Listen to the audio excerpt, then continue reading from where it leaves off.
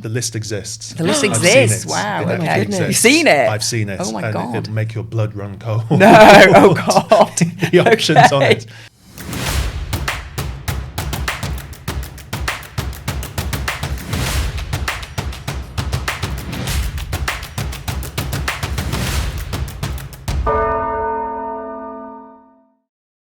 Well, I am delighted to say we've been joined by legendary ex-Treasury spinner Cameron Brown this week. Really pleased you could be here in the day after the budget to react to what's been going on.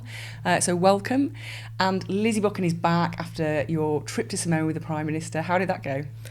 It was quite a wild one. It was 27-hour flight to Samoa. So you're going all the way to the South Pacific for 2 nights, which is just, totally exhausting, but really, really interesting. And yeah, an amazing place. We had, because of the time difference, we had, when everyone in the UK was asleep, so we got a little bit of time to explore, which is obviously very luxurious. Yeah. But my laptop broke on the first day, so unhelpful. Yeah, not the best. But yeah, we jetted back in just before the budget, so everyone was kind of feeling a bit jet lagged. Yeah. So I'm not entirely sure how the PM's Which time zone you're on? Yeah, I heard that PM got told off while he was there for mispronouncing Samoa.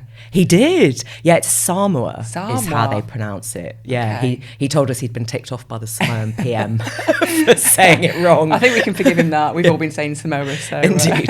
Yeah, so we did that and then headed into a massive week in Westminster. Obviously, the budget we've been looking ahead to for a long time. Shall we get into it? Brilliant. I'm Lizzy Buchan, interim political editor of the Daily Mirror, I'm Sam Lister, political editor at the Daily Express. and this is a Division Bell.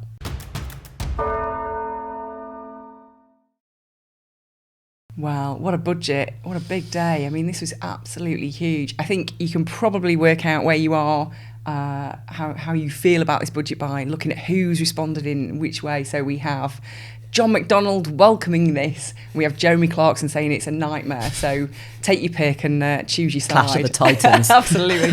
But I think what struck me was that, all the way through this general election campaign, Keir Starmer, Rachel Reeves, they made a big thing about 3 things. No surprise taxes. Growth was going to be at the heart of everything.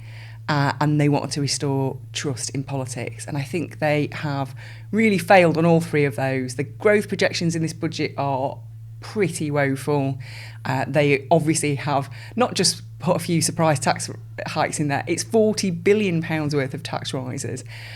And I think that the way they portrayed what they were going to do in the election will really erode the trust of voters. So I think it's a very big, difficult budget that will have reverberations for many years to come. But what's interesting is it is true that there were a lot of promises around tax, and there's been a lot of debate recently about what is a working person, because the manifesto said that they wouldn't increase taxes on working people, but how do you kind of qualify that? But the manifesto also made big promises around fixing the NHS, and that is a big focus in this budget. So there's a lot of it to kind of get into, but we've done a poll of our readers, so Snap thing yesterday, which shows that following the budget, do you think that the changes affect you positively or negatively? And it's 52% positive, 48% negative. So it's the Brexit ratio. And then for the Mirror, 58% negative, 42% positive. And for the Express, 79% negative, 21% positive. I'm surprised we've got 21%, to be honest, Yeah. positive among our readers, because it's not great if you are a pensioner, because obviously the winter fuel, there was nothing to mitigate the winter fuel. They say, well, the triple locks still remains, but obviously we know that the hike in that only comes in April. So I'm surprised we've got quite so many people who are reacting positively. But anyway, what did you think, Cameron? I think it was an enormous budget. I mean, we're talking £70 billion of extra spending, £40 billion of extra tax rises, the biggest tax rising budget ever, I believe. But one thing that struck me was, what are we actually getting out of it? Because it looks like disposable incomes are going down, inflation's going up, growth is coming down. It looks like interest rates will be higher for longer. I think credit to Rishi Sunak, he's a poor victim of all of this. He did predict all of this. He predicted Liz Truss. He's been proven right on both accounts. And he's absolutely right. But look, this is a classic kind of 1970s style big tax and spend Labour budget. There is going to be extra investment in, public services, but they've only got 5 years. And if people don't see the impact, or they don't see waiting lists coming down, and they don't see growth going up or disposable incomes going up, you're going to be punished at the ballot box in 5 years' time. So, she's got a big job to try and deliver this and make people feel it was worth it. That's the gamble, isn't it? I think that they're sort of betting the house on this stuff working. And I thought it was interesting yesterday that the Chancellor said, this kind of wipes the slate clean of the Tory inheritance, whatever your opinion is on that. And that is true, but it also means I think this is the last time that they can really credibly attempt to blame the Conservatives for what is on the table, because now Labour have made their choice. They've made a big choice. There's some really big decisions. They've taken some decisions that they know aren't necessarily going to be popular, and 5 years isn't a long time for this all to pay out. So, I think it's going to be tricky. It's going to be tricky to see whether people feel better off and when. I don't know whether and what happens to some of the promises that have been made. Obviously, there's been a lot of emphasis put on helping working people and not, putting up income tax on working people. But there is this massive hike to employers' national insurance contributions, which could trickle down, couldn't it? Well, I think the problem is that the working people thing is a real problem for them, because actually the people who are punished in this are entrepreneurs, small business owners. And although there is a small carve-out for people with the very smallest businesses to protect them from these changes, actually most small businesses are really going to struggle with this. And I think if you're running a small business, you're taking all those risks, you're employing all those people, you're up early, you're home late, you're awake at night worrying about how you keep that business going. You think you're a working person, you feel pretty hard done by this. And also the farmers, so farmers are, there's some very kind of technical changes in this that are really going to hit farmers. So you're going to struggle to pass on the family farm down the line. So you're up in the middle of the night to run your farm. We know that it's a really hard, manual, intensive job. We know that it's difficult to make money from. And instead now you're being clobbered. You can't even pass on that farm down to your children. What is the point in getting up early, taking on all that work, if you can't actually hand something on to your kids? And I think those people think they're working people too. And so, who are these working people that have been protected in this? I think it's quite a problem for them. I think you're right. I mean, I think you hit the nail on the head. What is the point? Yeah. Right? If you're a small business owner who's just had to recover from 2 years of high inflation, so you've got huge costs coming into the system. Then you've got a massive increase in the national living wage, and then the triple whammy on top of that, employer national insurance. You're going to be faced with a choice. Well, should I employ the extra person? Should I give that extra pay rise, or is it all going to go to HMRC? Yeah. And I think, as Paul Johnson at the IFS said, it's all going to go to HMRC. Yeah. So it's going to have a massive impact on employment, a massive impact on wages. And I have to ask, was it worth it? And then the whole point is that all this money goes into, the gamble is it all goes into public services. Loads more money is going into the NHS. Well, we've seen a lot of money going into the NHS for many, many years, and we never see the outcome. So there are more doctors now working full time, than ever before, and fewer people are being seen. And how long do we just carry on throwing money at the NHS? Wes Streeting came in promising reform. He's this radical new health secretary. He's going to sort all this stuff out. And then what does he do? He launches a consultation, which is absolutely inundated with ridiculous responses, because people can see that this is a load of nonsense. So people are saying, well, the question is, how do you want to see the NHS reformed? People put free waffles for all and Wetherspoons in every hospital. Well, what did you expect if you're going to run this kind of, ludicrous exercise? Get in there, you've got the mandate, get on with it. But instead we just see delay, kicking things into the long grass. If you can't take the difficult decisions right on day one to reform the NHS, I don't think you're going to do them 2 years down the line, and that's my big concern. Sure, but I think they do have a difficult problem with the fact that they've promised 40,000 new appointments to try and drive down waiting lists, and that's not something that people are going to easily quantify. So, I'm only going to care whether my dad can get an appointment at a hospital, or whether I can get, I can get seen by a GP. So it's, again, something that people are going to have to feel, aren't they? That they're not waiting and they're not hearing these stories of people they love and their friends waiting a long time for treatment. But they've gambled on the fact that the public will thank them for fixing the NHS, that is something that people care about. And people do care about it. Our readers care about it immensely. Yeah, mine too. So, I think that is obviously the aspiration, but it is a really tough thing to do. And health secretaries of all political stripes have tried really hard and failed in a lot of ways to reform the NHS. And I think Wes Streeting has said, he said he's prepared to be radical, but I don't, if you're going to get something done in 5 years, you're going to have to do that soon. And they've talked about a 10-year plan for the NHS. I feel like we've had quite a lot of those, haven't we? I think my old boss did a 10-year plan 10 years ago. So I feel like, we've had quite a lot of consultations and plans and things like that, and sometimes you just need to sort of take action. But then I suppose you could argue that this budget they've made a lot of tough choices. They have said they've done things that they know people aren't going to like in the hope that it pays off. There is a big problem there. So, for example, your old boss, Jeremy Hunt, he has been out on the airwaves. He says, why haven't they tackled welfare reform? Why haven't they got on with welfare reform? We have more people than ever claiming sickness allowances post-pandemic. And if you went back to pre-pandemic levels, you could save, I can't remember the figure, but it was tens of billions of pounds, a huge amount that would help. It helps the economy in many ways, doesn't it? Because you wouldn't have to put up taxes so much. You'd also be having people being active members of the economy, which would in turn generate more money. And also have health benefits, because let's be honest, if you are off on long-term sick, you get into all kinds of health problems, mental health and physical health. And so, that's a really big thing that they could do, but they've just dodged that completely. And I don't understand why would you go for whacking up taxes on businesses who actually generate wealth, who employ people? Why would you go for them? Why wouldn't you try and do something big and use that mandate to really get to grips with some of the big issues the country faces? I'll tell you why, because it's easy, right? I mean, you can just whack a tax on business. I think as Jeremy Hunt said this morning, businesses don't have a vote. And the public are like, oh, well, if they're taxing business, it's not taxing me. But the problem is businesses pass those costs on, as we discussed. But I think employers have a vote, though. Oh, they do have a vote, but this is the problem.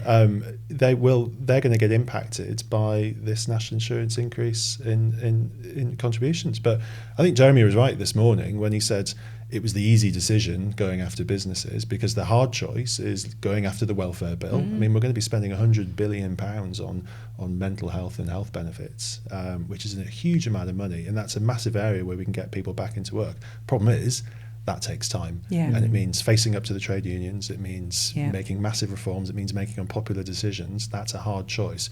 Whacking an extra tax on business, that's easy.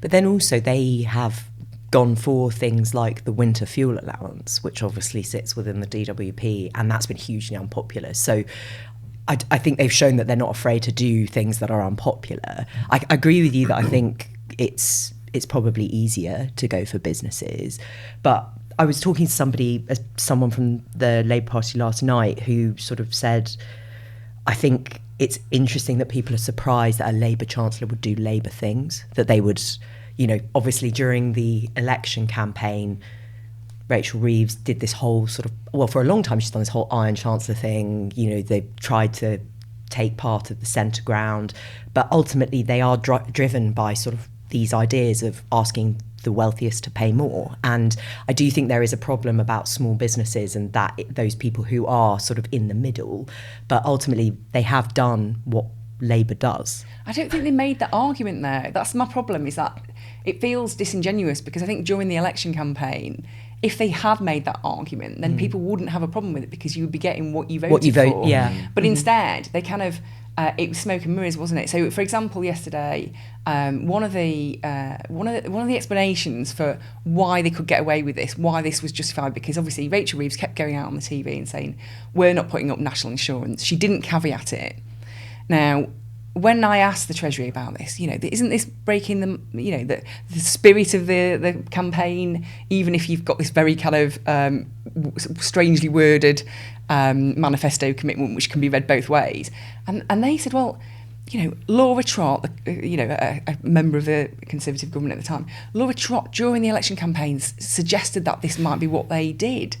What we did, and we didn't rule it out. And it's like, you're really expecting voters to be monitoring, one, what Laura Trott says, two, working out that because you've not denied it, that means you're probably going to do it. About not ruling it out. Yeah, I just thought, is that really what you are basing this on? That you've got a mandate to do this because you didn't rule out something Laura Trott said on TV once? I just think that is a strange way to operate. And I think it goes back to, if you want to be a Labour government and you believe in a Labour approach to tackling problems, make that argument, but they didn't. Yeah, I agree with you, but I think that what is one of the things that keeps occurring to me during all of this is that we've talked about freebies, about all sorts of things, that kind of Keir Starmer really tried to position his offer to voters as a change from the Conservatives, that we're a different kind of politician. No sleaze, no scandal, all of this. We're going to be honest with you. We're going to level with you about everything. And then actually what they've done is kind of what politicians always do, which is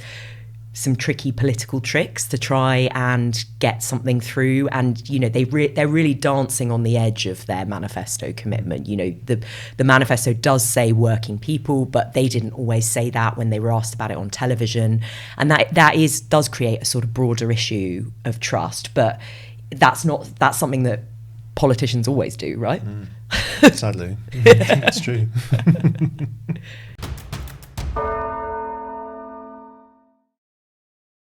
Well, Cameron, the reason I introduced you as a legendary ex-Treasury spinner is because you, I think, are in the unique position. There's nobody else in the whole of the country who has had to spin for a budget for one administration and then 2 weeks later spin for an opposite budget for a new administration. So you were working for Kwasi Kwarteng on the famous mini budget, which obviously will go down in history as possibly the most significant of all time. And then 2 weeks later, obviously once that government had collapsed, you were called back to duty to help Jeremy Hunt and get his message across for his budget, which obviously was the emergency budget to correct the previous work done by your previous boss. So tell us how that felt, because as lobby journalists, we were quizzing you on these different things, and you had to stand there and tell us with a straight face the opposite of what you've been telling us 2 weeks before. So how did you do it? How was it? I think as any media advisor will tell you, you can sell ice to Eskimos. No matter who your boss is, you can try and spin even the darkest of policies. But yeah, for listeners, you have something after budget called the lobby briefing, where the likes of yourselves and your colleagues will scream questions at you for an hour or 2 hours. So I had the unenviable job of trying to sell the painful mini budget disaster. And then 2 weeks later, then having to stand up with the same people in the room saying, well, of course, it's right to reverse all of these policies, and it's right that we take a step back and row back. But look, it's working on a budget, or at least trying to sell a budget, it's a really, really hard job, because you have to find the right balance between making sure that enough policies are out there in the public sphere so there are no surprises on the day. And as we saw with the mini budget, there were lots of surprises. And if there are too many surprises, then the bond market's going mental. Yeah. That's exactly what happened, of course. But at the same time, you do want to keep a little bit back, right? A few little policies here and there, on the day, little surprises, the old kind of rabbits out of the hat to kind of surprise people on the day. But getting that balance is really, really tricky, and you've got to basically not leak stories, because that's wrong, of course. And I'm not going to incriminate myself on this podcast this morning. But you have to give journalists a direction, right? And I'm sure you've been speaking to the Treasury advisors over the past few weeks, and they always toe just the right line of what you can say and what you can't, and give you a steer. But as we saw yesterday in the budget, I think the big surprise was probably the income tax threshold unfreezing, which no one was really expecting. Mm-hmm. So credit to the team for keeping it under wraps, and it is a positive announcement. But pretty much everything else was in the papers over the past few that's weeks. true. So in the run up to any budget, obviously our readers will have seen in the last few weeks there's been stories here and there sort of speculating here, some with a bit more confidence than others. So how does that kind of work in the run up to a budget? So people are coming to you and saying, tell our listeners what that's like. Yeah, so you have the entire lobby journalists are desperately trying to find out what's in the budget for your readers, of course, because readers want to know what's going on. They want the inside scoop. I don't want my budget released to the public before the Chancellor's actually stood up in Parliament and said it. But you have to, you give them you show them a bit of leg, and you give them a few little policies here and there. But you want to keep the big stuff secret, of course you do. But the problem is, if the Treasury advisor like myself just says absolutely nothing and goes to ground and doesn't speak to journalists, I mean, you guys are still going to write insane stories and you're still going to write. I would strongly dispute that. As would I. You're still going to write these stories, and you're still going to do massive speculative kind of guesswork, and the problem is a little bit too much of that. Then you're going to freak a lot of people out, and you're going to scare a lot of MPs, you're going to scare the money markets, you're going to scare voters. So you need to sort of steer people in the right direction to make sure they're in the right ballpark, but not bang on, but also not wildly off. And doing that kind of daily sort of judgment call with every single conversation that you have, while not lying to journalists, because you don't really want to do that. It's bloody difficult. And I don't envy Rachel Reeves' team having to do that, but I think they've got the balance just about right. Yeah, in terms of getting things out there enough to make sure everyone's kind of in the right. Yeah, and that's what you want. You want people in the right ballpark. But it's a bloody hard job. Yeah. Because if you don't kind of roll the pitch enough, you end up in a situation like with the mini budget where the markets totally freak out because they're not expecting. Yeah. But yeah, that must be quite a difficult one to call. It's really difficult, yeah. And the problem is you can go too far, right? Because I think one thing we've learned from the Reeves budget is I think they went into overdrive saying how bad it was. Yeah. And if you look at the bond markets, the cost of government borrowing has been shooting up over the past 4 weeks. Yeah. Because they've basically scared the pants off everyone. And that has a really negative impact as well. But you have to find the right balance between getting just a little bit out there but keeping some behind. But it's tricky, very tricky. So tell us how it was. Obviously, when that mini budget happened, what was it like in the Treasury that day? It was a massive shock, right? And I was a media advisor, not an economics advisor, and I had deep political concerns about the mini budget, but advisors advise and ministers decide. Absolutely. But I think no one expected that level of market reaction in the way that it kind of panned out. It was fundamentally irresponsible, and obviously both Kwasi and Liz have said such since. But obviously Jeremy coming in and staying on with him and working effectively to pick up the pieces really put the economy back on a stable footing. The question is, of course, whether it had a long-term impact on the Conservatives' economic reputation. I think it has done. And Labour obviously trying their best to keep that going and to keep referencing, of course they would. But as we saw yesterday, of course, the markets there's no inherent credibility with either Labour or the Conservatives. You have to kind of demonstrate that to the money markets, and Reeves clearly is on the edge, right? I mean, the cost of government borrowing is still going up. I think it's, looking at the markets this morning, it's basically 4.3%, which is basically where it was after the mini budget. So she has to be careful as well, and her team have to be very, very careful, because it could happen again if she's not careful. Do you there's always this suspicion that the Treasury officials, so not the political people, not people like you, they have a list of things they want to get rid of, and so shopping list. And so when a new Chancellor comes in, a new Treasury team comes, they dust off this list and they go, oh, winter fuel allowance, let's get rid of that one. That would save you 1.4 billion. What about, and this is how we ended up with the infamous pasty tax years ago, that Treasury officials had dusted off, oh, actually this this slight tweak here will save you some money, and it's a silly rule anyway. The difference between slightly hot food and slightly cold food, and I can't quite remember how hot everything had to be. But anyway, it obviously became this a huge issue. But it was always kind of blamed on this shopping list that the Treasury officials had. And it's been a bit the same with the winter fuel allowance, that actually the Treasury inherently hated it, and then they offer it up as one of the options to the new Chancellor, and then they naively go, oh, that looks like a good idea, let's do that one. And then obviously they have this enormous backlash. Is that how it works, or am I being a bit naive? No, the list exists. The list exists? Wow, okay. You've seen it? I've seen it. Oh my God. It'll make your blood run cold. No, oh God. The options on it. But you're right, they're not masochists. They are just very mild-mannered, lovely individuals, civil servants in the Treasury. But they have...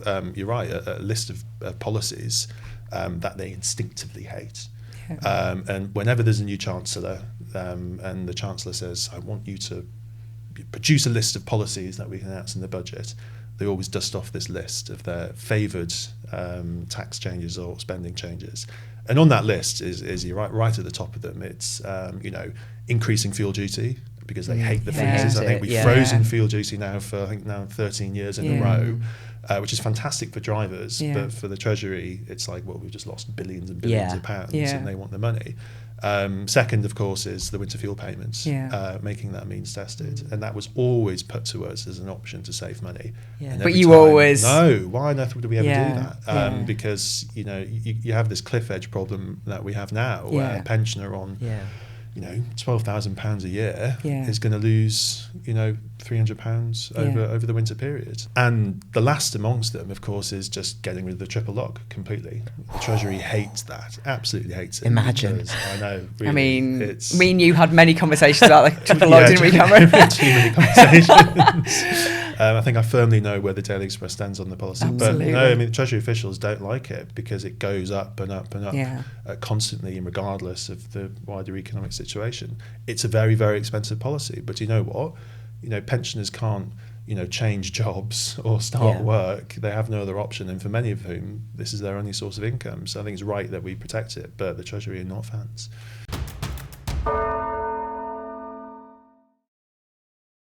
So the other big event this week in some circles is the end of the interminable Tory leadership race. I cannot believe how long it's been going on for. Rishi Sunak has obviously done his final PMQs as leader, and the result is going to be announced on Saturday. Now, Sam, do you want to tell us about it? Because I'm not going to lie, I have lost interest. Lizzy, this is fascinating. How can you possibly have lost interest? No, to be fair, it has gone on for 4 months, far too long, and it's been ridiculous. The rules for this contest have been insane, let's put it that way. We will finally find out on Saturday who has won. Is it Kemi Badenoch? Is it Robert Jenrick? It's very hard to tell, because it's very hard to poll Conservative members accurately, because pollsters don't know who they are. It seems at the moment as though Kemi is in front, but actually there is a very low turnout. We do know that. And that could really affect it, because who is the most motivated group out there? Is it people who really love Kemi Badenoch, really love Robert Jenrick, or is it the Tory voters who really don't like one of those candidates? And so it's like, what is motivating them? Is it passion and they are inspired and they want to kind of cast this positive vote, or are they trying to keep somebody out? So I think I wouldn't want to put money on who it's going to be, but we've only got a couple of days to finally find out. What do you reckon, Cameron? Who's your money on? Are you going to make a bet? I've got still the ballot paper is still on my side of my kitchen counter. No, I'm going to give you a boring politician's answer. I do not know. Right? Yeah. Absolutely no idea. I think the Conservatives had such a drubbing in the election. They've got so much to do to rebuild and to win back the public's trust. And I just hope we don't pick anyone who does mental stuff, really. That's just the baseline. Please don't be mental. Don't be mental. Because I think the public have had enough. I mean, we've had 14 years. Let's just say we gave you a lot of stories to write about in those 14 years. A lot of psychodrama, a lot of problems. And I think the public had enough of it, right? And someone who doesn't create as much psychodrama will get my vote. I think the two candidates you've got left could easily not meet your don't do mental stuff thing. So, yeah, quite.